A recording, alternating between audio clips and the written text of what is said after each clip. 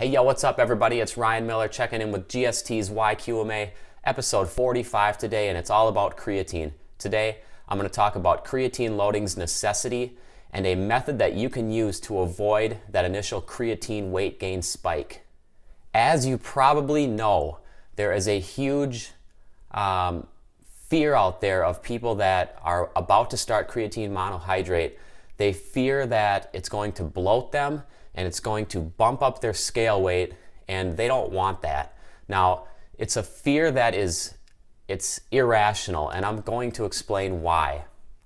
First off, the initial bloat or spike in weight gain that people complain about when they hop on creatine monohydrate is, in my opinion, due to the whole loading phase myth.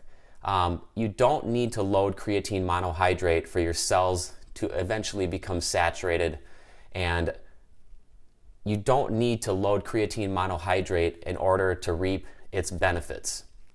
Now, the problem with loading is that, one, it causes that initial boost in creatine in your body, causing that dramatic uptake in water into your muscle cells, which isn't a bad thing, but a lot of people don't like that initial bump in weight.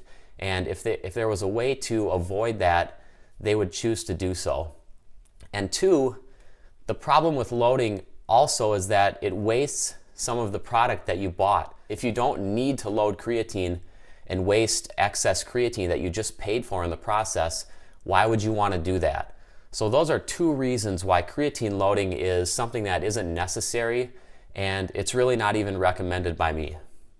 If you want to avoid that initial creatine spike in scale weight or any stomach discomfort that can come from loading so much creatine into your system at one time, what you need to do is you need to skip the creatine loading phase and just jump into the daily dose of 3 to 5 grams of creatine monohydrate per day.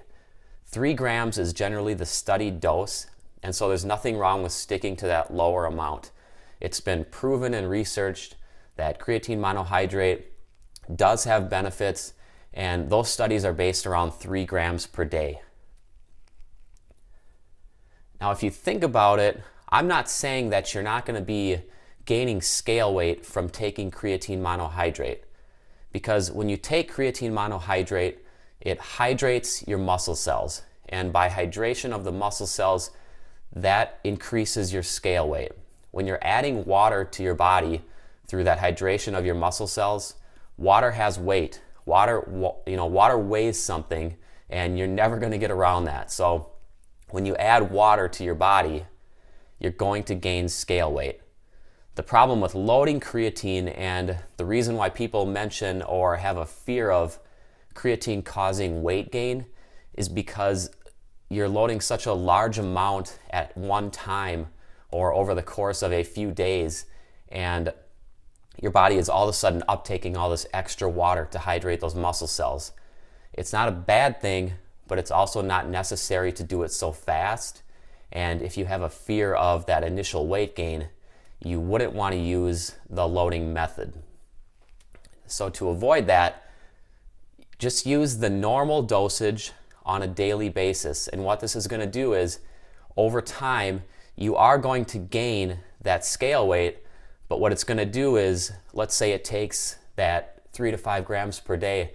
Let's say it takes 2 weeks for your body's muscle cells to become fully saturated with creatine and therefore increasingly hydrated, that intramuscular hydration. So let's say it takes 2 weeks for that to occur. Now, when you spread out the weight gain of a few pounds of water weight over a 2-week period, you can see that the daily weight gain from that is going to be very, very minimal. It's going to be less shocking, less undesirable for a lot of people. A lot of people just don't want that spike. They fear that spike. And so this is a way that it's easier to work into creatine supplementation. It's less dramatic on the scale. The benefits are all still there, and you don't waste product. You don't waste product unnecessarily. So when you think about it this way, it's a logical method for saturating your muscle cells with creatine. And for those people that are afraid of the spike in scale weight, it's mentally easier. But you need to know that throughout that saturation period, your body will be gaining scale weight. It's just doing it in small increments until your body is saturated with creatine. So this is a quick YQMA topic today, but it's beneficial, and it's something that I don't think a lot of people realize when they're thinking about supplementing with creatine monohydrate, and they're literally afraid of doing it because they're afraid of gaining weight from it. It has a bad rap in that area, and for me, I recommend creatine monohydrate to all my coaching clients, and I have to do this explanation to a lot of them because the fear is real of the negative effects of creatine when there really aren't any, and it's all just a mythical fear. And so I hope this video helped to clear some of that fear up and help you think of creatine supplementation in a beneficial, positive way. If you have any questions or follow-up comments on the content in this video, email me at ryan@growthstimulustraining.com.